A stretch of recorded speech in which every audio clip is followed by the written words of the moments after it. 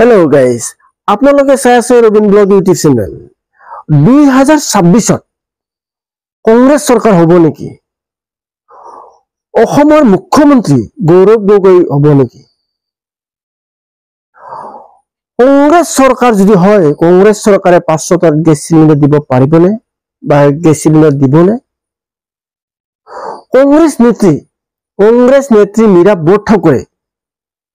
এই বিষয়ে কি কৈছে তোৰ মন্তব্য কি আমি শুনি আছো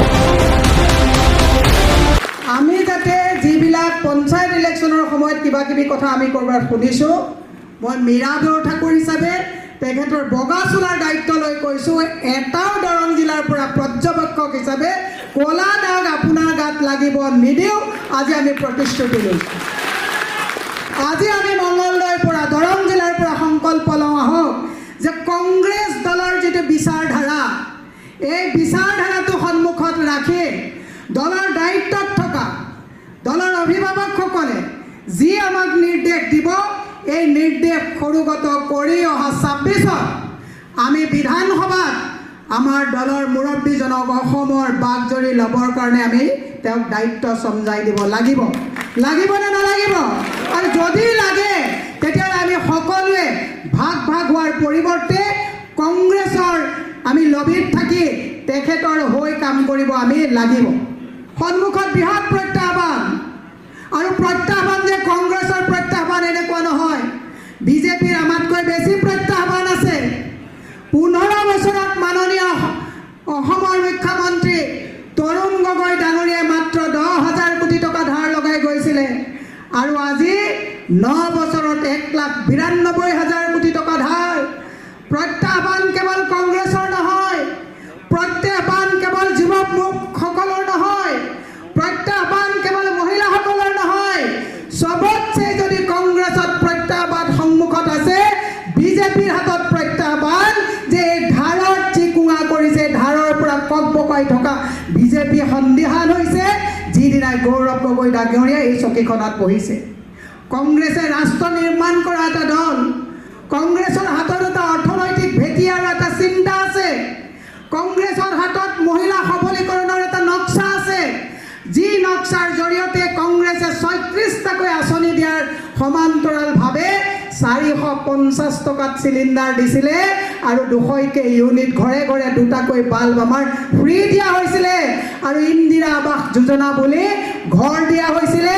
36টা আঁচনি দিছিলে কিন্তু কেতিয়াও শপত পাঠ কৰাবলগীয়া হোৱা নাছিল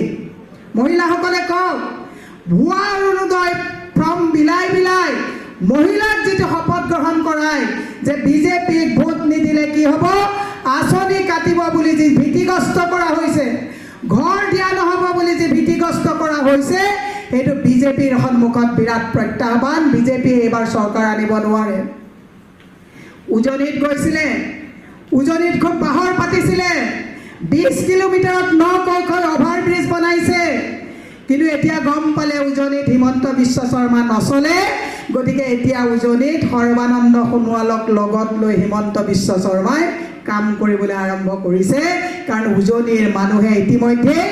ইয়াত স্থান দিছে গৌৰৱ গগৈ ডাঙৰীয়া কাৰণ বিজেপিৰ প্ৰত্যেকটো প্ৰতিশ্ৰুতি তেওঁলোকে আজি তাৰিখত ৰাখিব পৰা নাই 300 ইউনিট বিজুলী ফ্ৰী দিম বুলি স্মাৰ্ট মিটাৰ লগালে ঘৰে ঘৰে পানী দিম বুলি আজি আপোনালোকে দেখিছে গুৱাহাটীত আজি বানপানী কৃত্ৰিম বানপানীত মানুহে আজি ঘৰ এৰি ভাড়া ঘৰলৈ পলায়ন কৰিবলগীয়া অৱস্থা হৈছে 5 লাখ চাকৰি দিম বুলি কৈছিলে আজি যুৱ প্ৰজন্মৰ হাতত সংস্থাপন নাই মহিলা সবলীকৰণ কৰিম বুলি কৈছিলে 450 টকাৰ চিলিণ্ডাৰ 950 টকা হ'ল 80 টকাৰ মিঠাতেল আজি 250 টকা হ'ল অত্যাৱশ্যকীয় সামগ্ৰীৰ আজি অত্যন্ত দাম বৃদ্ধি হ'ল আমি আশা ৰাখিছো যে গৌৰৱ গগৈ ডাঙৰীয়াৰ এটা দৰ্শন আছে যদি কংগ্ৰেছৰ চৰকাৰ আহে 7,000 বন্ধ হোৱা স্কুল আমি খুলিবৰ কাৰণে আমি প্ৰয়াস কৰিম যিবিলাক স্কুল কংগ্ৰেছে প্ৰতিষ্ঠা কৰিছিলে আমি আশা ৰাখিছো আজি ঘৰ এৰি ভাড়া ঘৰলৈ পলায়ন কৰিবলগীয়া অৱস্থা হৈছে আমি আশা ৰাখিছো যদি গৌৰৱ গগৈ ডাঙৰীয়াৰ নেতৃত্বত দিছপুৰত আমি বাগজৰি দিব পাৰো আমি 450 টকাত যি চিলিণ্ডাৰ আছিল আমি এই 950 টকাৰ চিলিণ্ডাৰ 500 টকাত দিবৰ কাৰণে আমি অৰ্থনৈতিক পৰিকল্পনা আমি প্ৰস্তুত কৰিম আমি মহিলাসকলক কম দামত পাকঘৰত বস্তু দিবৰ কাৰণে আমাৰ এটা নক্সা তেখেতে তৈয়াৰ কৰিছে, আমি দিব পাৰিম বুলি আশা